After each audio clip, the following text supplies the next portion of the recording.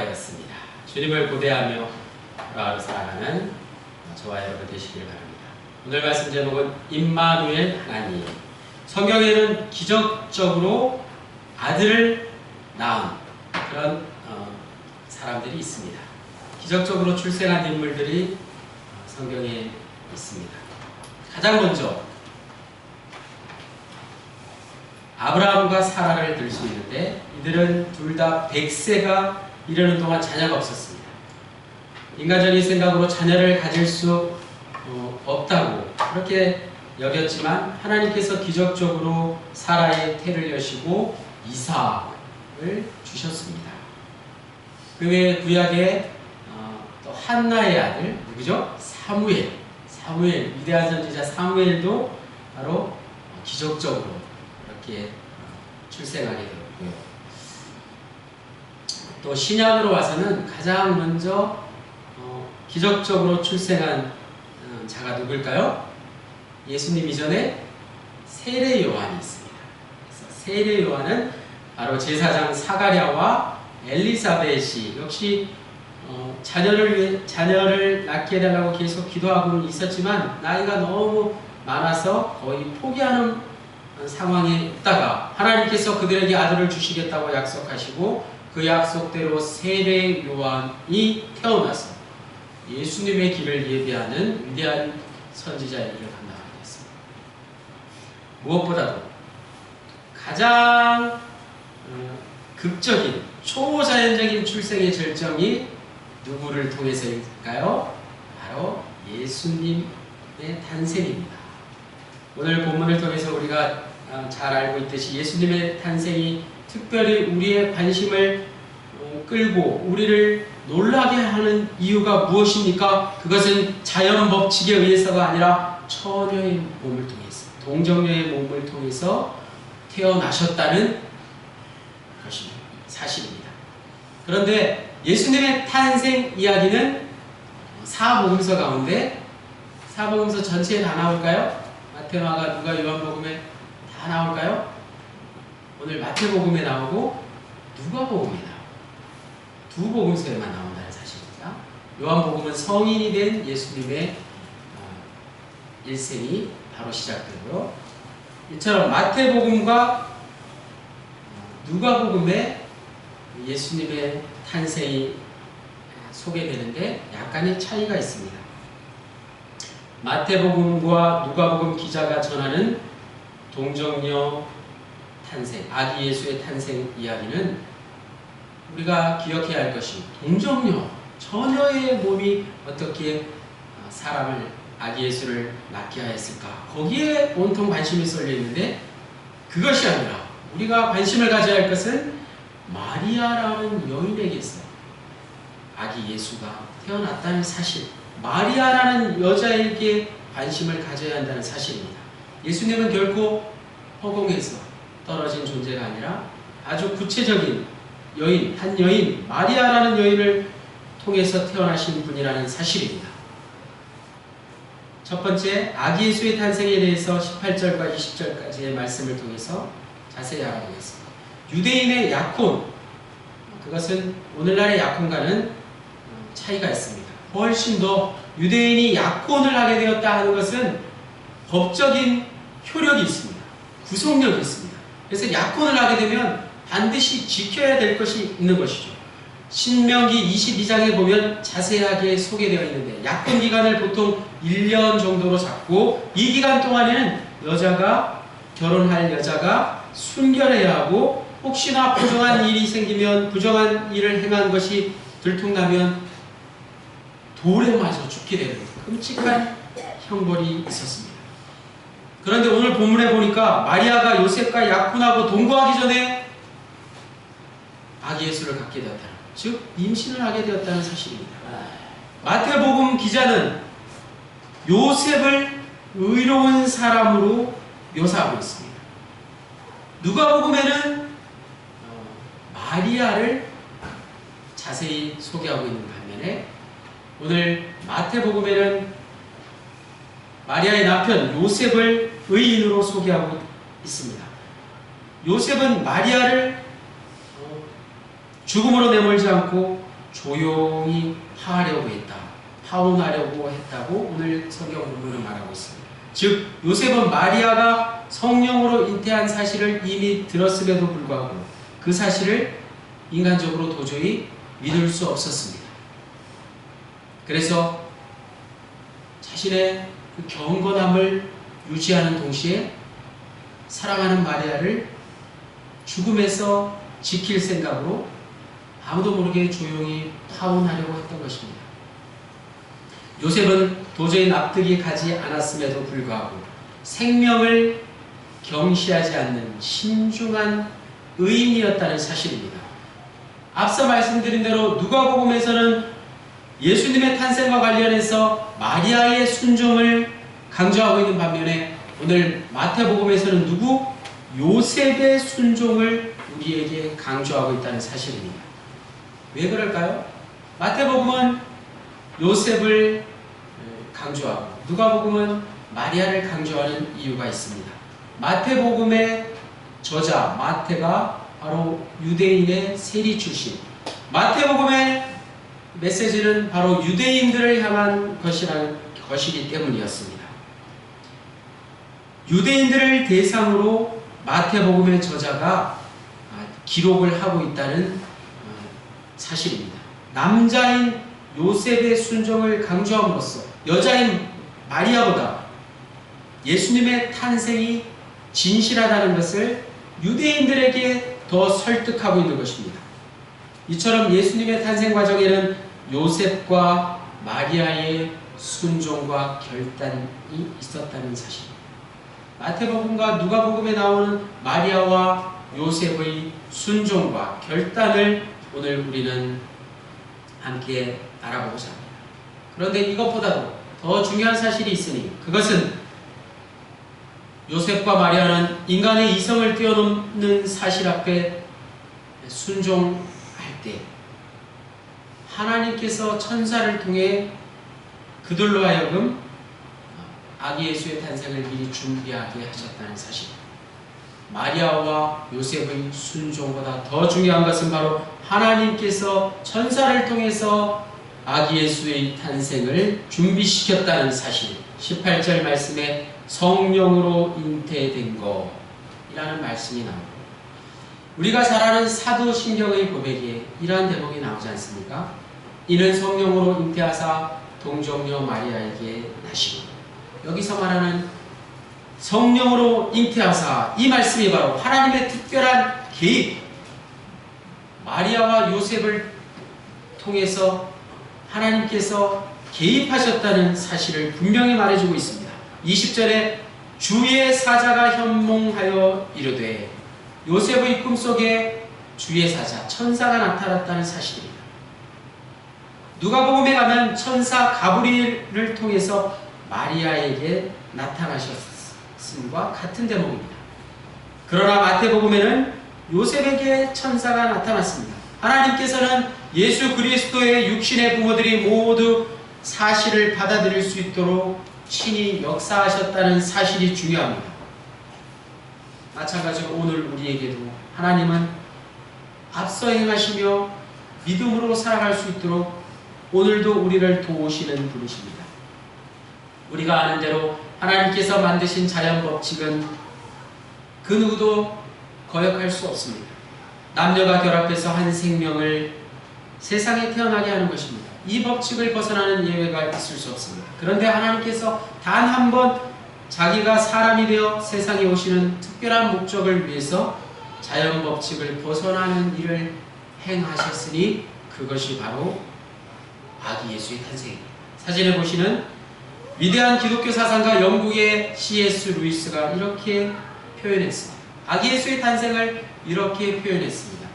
단 한 번 자기가 사람이 되는 신비스러운 목적을 달성하기 위해서 생명 창조의 도구라고 하는 남자의 역할을 하나님께서 옆으로 제껴두시고 대신 자기의 손가락을 처녀 마리아에게 대서 임신을 하게 하셨다라는 아주 간략한 그런 재미있는 표현으로 우리에게 복음을 전하고 있습니다. 다른 말로 표현하자면 하나님께서 딱 한 번 자연의 거대한 장갑을 벗어버리시고 맨손으로 마리아에게 손을 대셨다는 것을 알아요. 두 번째, 예수님은 누구신가를 오늘 본문 21절 말씀을 통해서 우리는 잘 알 수 있습니다. 본문 21절에 아기의 이름을 천사의 입을 통해서 분명하게 예수로 하게 했습니다. 예수는 자기 백성을 죄에서 구원할 것이다 라는 말씀입니다. 예수라는 이름이 지금도 이스라엘에 가면 많이 있습니다. 예수라는 이름이 얼마나 많은지 모릅니다. 히브리어 원어로는 예수를 뭐라고 부르나요? 여호수아라고. 우리가 잘 아는 여호수아 장군, 그것이 히브리어 원뜻으로 이스라엘 말로 예수, 여호수아 같은 말입니다. 이것을 헬라 말로 바꿔서 구원자라는 뜻이 되었습니다. 야훼는 우리의 구원이라는 뜻입니다. 당시 유대 사회에서 가장 흔한 이름이 바로 예수였으니 그만큼 유대인들은 하나님의 구원을 바라는 마음이 간절했다는 사실입니다. 이사야 선지자의 예언 이사야 7장 14절 말씀에 처녀가 잉태하여 아들을 낳으리니 그 이름을 임마누엘이라 하리라. 이 말씀을 이용해서 임마누엘이라는 뜻을 보충해 주고 있습니다. 다음 경 화면을 보시고요. 우리가 오늘 꼭 이 시간 기억해야 할 말씀이 나왔습니다. 임마누엘이라는 뜻 잘 아시지만 다시 한번 다 같이 한번 읽어보겠습니다. 하나님이 우리와 함께 하신다. 시작. 하나님이 우리와 함께 하신다. 임마누엘. 하나님이 우리와 함께 하신다. 자, 오늘 이 임마누엘의 의미를 분명히 깨닫기를 바랍니다. 우리에게 임마누엘 하나님이 이 시간 임재하여 주실 줄로 믿습니다. 하나님이 우리와 함께 하신다라는 말과 구원자 예수라는 말이 합하여졌습니다.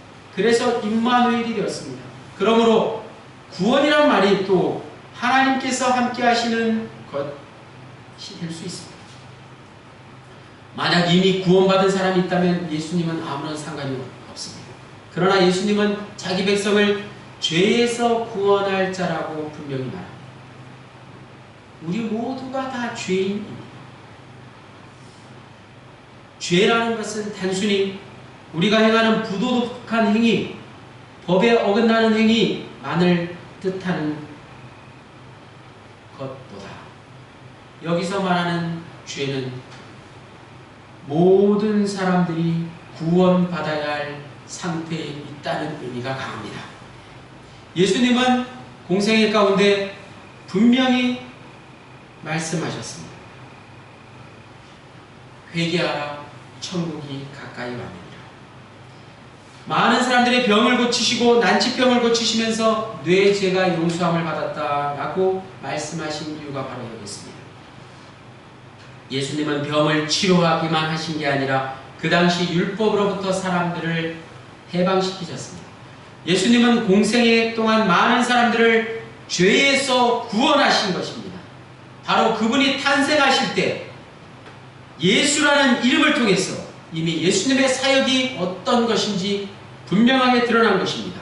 예수는 자기 백성을 죄에서 구원할 것이다. 그런데 죄로부터의 구원은 단지 병에서 나음을 뜻하는 것이 아니라 혹은 율법에서 해방된다는 것을 뜻하는 것이 아니라 더 중요한 의미가 있습니다. 우리가 병에 나았다고 해서 병이 치료되었다고 해서 언젠가는 또 병에 걸리게 되는 것과 마찬가지입니다. 우리가 율법에서 벗어났다고 해도 어느 순간에 우리는 다시 죄책감과 불안에 빠지는 것과 마찬가지입니다. 여기서 구원의 의미를 더 근본적으로 생각해 볼 때 구원은 임마누엘의 의미, 하나님이 우리와 함께 하신다는 의미가 더 맞습니다. 구원자이신 예수님이 공생애 가운데 행하신 모든 일들은 하나님이 예수님과 함께 하신다는 증거였습니다. 단순히 병을 고치시고 치료하시고 율법에서 벗어나게 하신 것보다 더 중요한 일은 하나님이 우리와 함께 하신다라는 이 말씀을 전하기 위함이었습니다. 구원은 이제 더 이상 병이 낫는다거나 우리의 살림이 나아진다거나 그런 것에 한정되어 있는 것이 아니라 하나님이 우리와 함께 하신다. 특별히 성탄을 기다리는 우리에게 하나님이 우리와 함께 하신다. 임마누엘 하나님의 메시지가 우리에게 가장 중요한 성탄의 의미를 말해주는 것입니다. 겉으로 드러나는 것들은 하나님이 함께 하신다는 사실을 확인만 해주는 수단들에 지나지 않습니다. 우리는 그런 방식이 아니면 하나님을 제대로 느끼지 못하기 때문에 임마누엘 하나님 53절에 있는 이 말씀을 더 깊이 묵상해 보겠습니다. 더 놀라운 사실이 여기 있습니다. 하나님이 우리와 함께 하신다는 것은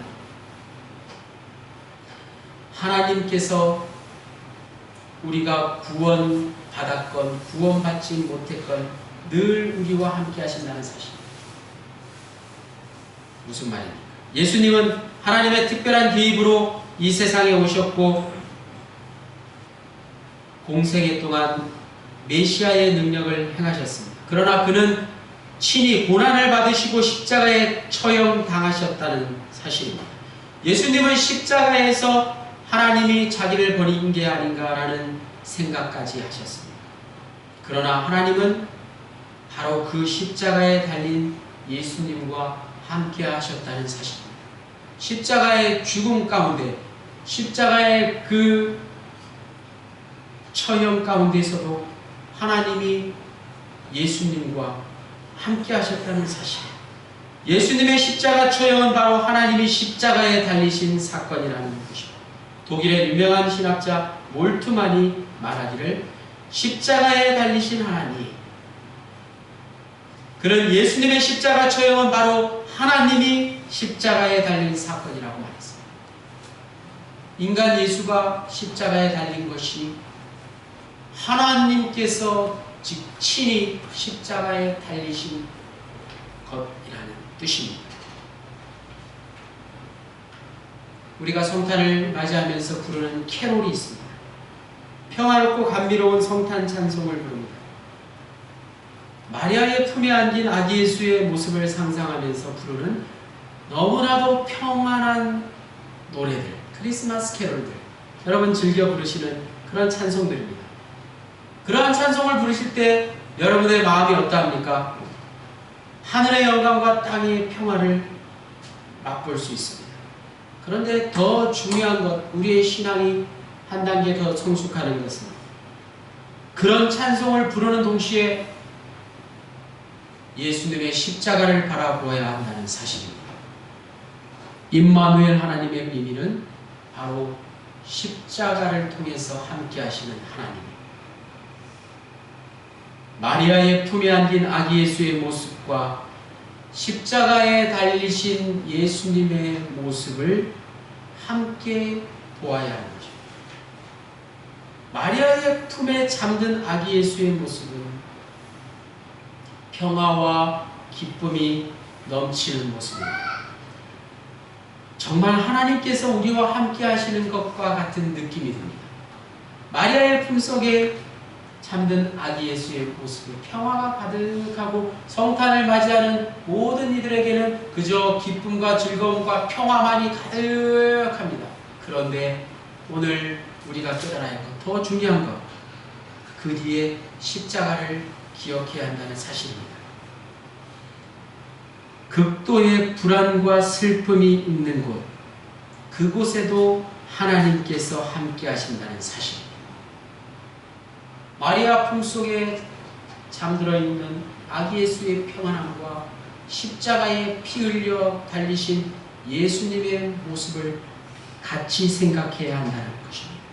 만약 평화와 기쁨이 있는 곳에만 주님이 계시다면 그것은 완전한 하나님의 사랑이 아닙니다. 극도의 불안과 슬픔이 있는 곳에도 하나님은 여전히 우리와 함께 하신다는 사실입니다. 만약 우리가 행복에 겨워할 만한 형편이라 하더라도 우리가 가장 기쁘고 즐거운 일일지라도 하나님께서 함께 하시지 않는다면 얼마나 공허할까요? 반대로 다른 사람들의 동정을 살 만한 지극히 처절하고 슬픈 형편이라 하더라도 하나님께서 우리와 함께 하신다면 얼마나 기쁘고 행복할 순간일까요? 하나님이 함께 하시는 구원, 우리가 구원받지 못했을 때도 그 하나님이 여전히 우리와 함께 하신다는 사실입니다. 예수를 믿는 사람들 뿐만 아니라 예수를 믿지 않는 사람들에게도 하나님은 여전히 함께 하신다는 사실입니다. 종교개혁가 마틴 루터는 이 말을 가장 극단적으로 말했습니다. 예수님이 지옥에 계시다면 마틴 루터는 지옥이라도 함께 할 것이라는 그런 다짐을 했습니다. 지옥이라도 예수님과 함께 하겠다는 것입니다. 하나님이 우리와 함께 하신다는 말씀을 마르틴 루터가 가장 처절하게 고백한 것입니다. 예수님이 임마누엘의 하나님이라고 하는 것이 바로 이러한 뜻이 담겨져 있습니다. 하나님을 가장 우리의 가까운 곳에서 지켜보도록 주신 은혜입니다. 그래서 하나님이 우리 가까이에서 하나님은 어떤 분이신가를 우리가 세밀하게 느낄 수 있도록 하신 것, 그것이 바로 임마누엘 하나님의 의미입니다. 우리 모두가 임마누엘 하나님의 의미를 올바로 깨닫고 이런 임마누엘의 하나님을 통해서 성탄의 참된 의미를 깨달아 그 하나님을 찬양하고 기뻐할 수 있어야 합니다. 임마누엘의 은혜로 오늘 우리가 우리와 함께 하시는 하나님의 의미를 확실히 깨닫기 원합니다.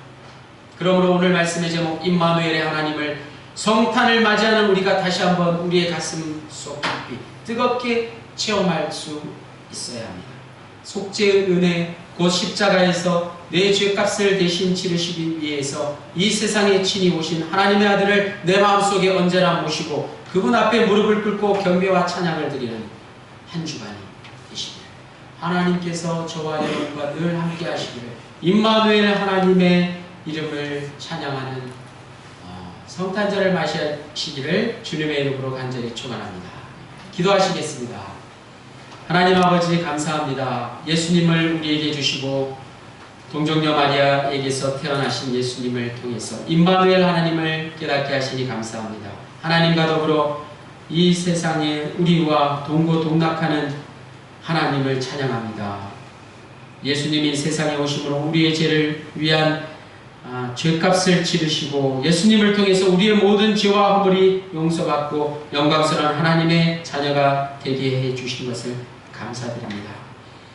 이제 성탄을 맞이하여 이 크고도 놀라운 임마누엘 하나님의 은혜를 이 시간 우리의 마음속에 깊이 되새기고 예수 그리스도를 우리에게 구주로 주신 하나님 앞에 경배와 찬양을 올려드리는 사랑하는 주의 백성들 모두가 되게 하여 주옵소서. 예수 그리스도의 이름으로 기도합니다.